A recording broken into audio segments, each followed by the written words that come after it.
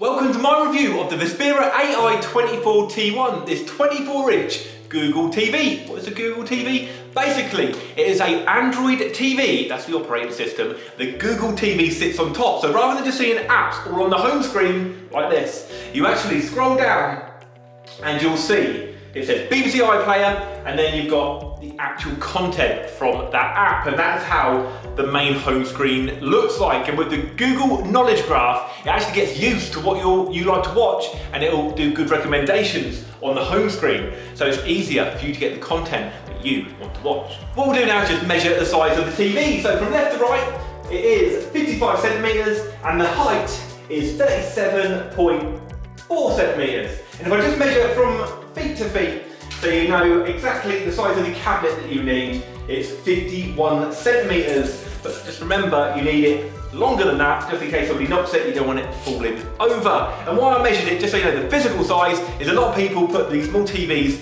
into kitchens on top of a worktop. You've got a unit above it, so you need to know that physical size. And that, let's just do the gap between the stand, the feet, and the bottom of the TV. We'll go to that sensor, that's actually 4.5 centimeters. So let's get back to what the TV actually has. We know it's a Google TV, but it's actually a Freeview TV as well. So Freeview just means you've got all your Freeview channels, but not only that, it's Freeview HD. So if you go to 101, let me show you.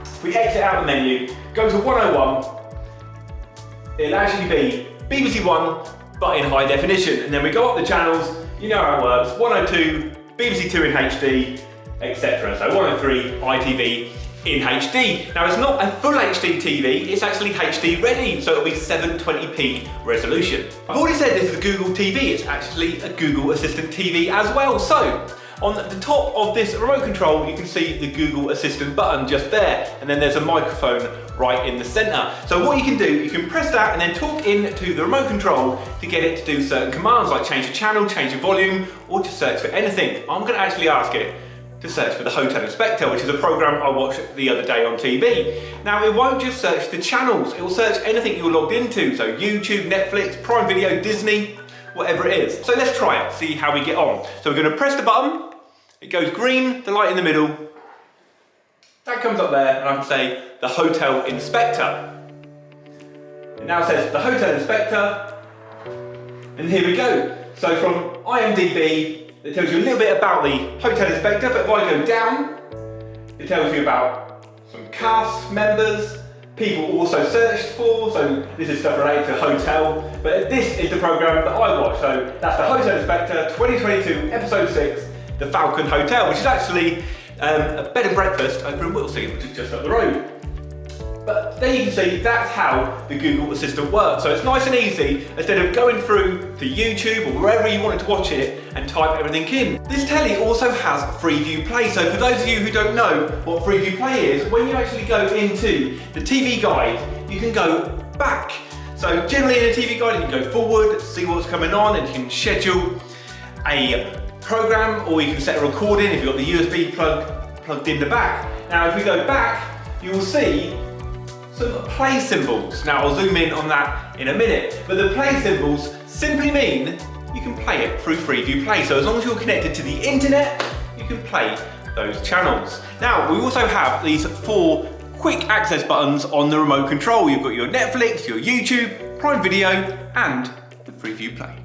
Other buttons on the remote control, let's start from the top. We've got your on and off button.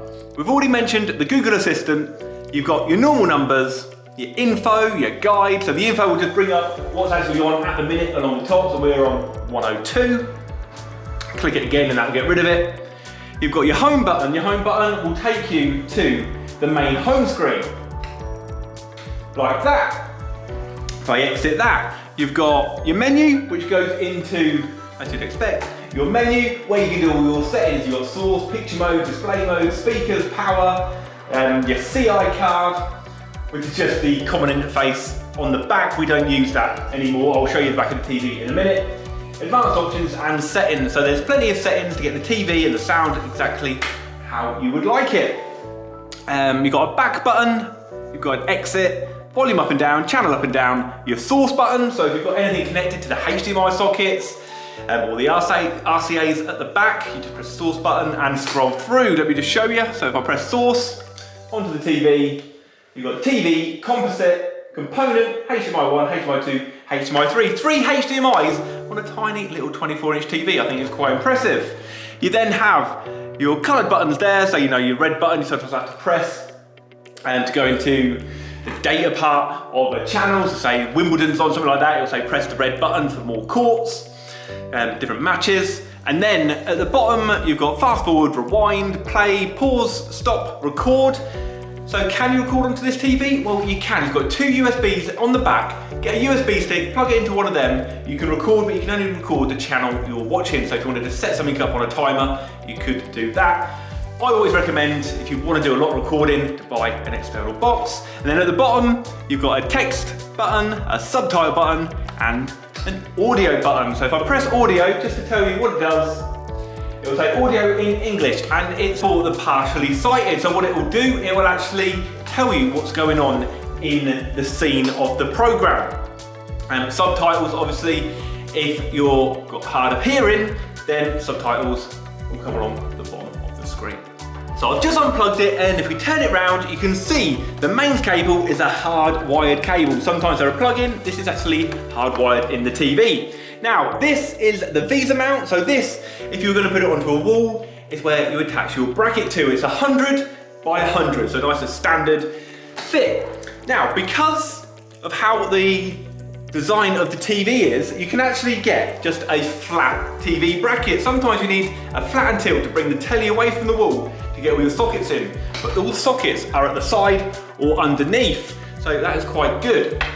So if we look on the side here, this is the CI module that I was on about before. It's where you can put a card in, but we don't have any services like that in the UK, not anymore. We've got your 2 USB slots just here, and then your aerial input. On the back, let's get it in focus.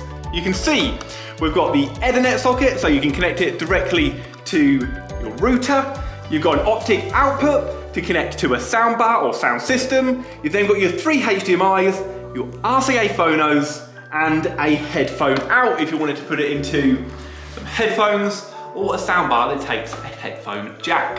3 HDMI sockets on a TV so small, I think is really good, and maybe overkill. I doubt you'll use 3 HDMI sockets, but always good to have them on there. So lightweight TV, and I'm really impressed. Vispera comes with a 1-year warranty. If you want to know a little bit more information, they are on my website, so click the link below. I'll put it in the description. So that's my review of the 24-inch Vispera. If you have any questions, please put them in the comments below. And if you haven't done so already, please do subscribe to my YouTube channel and click the notification button. So the next time that we release a video, you will be the first to find out.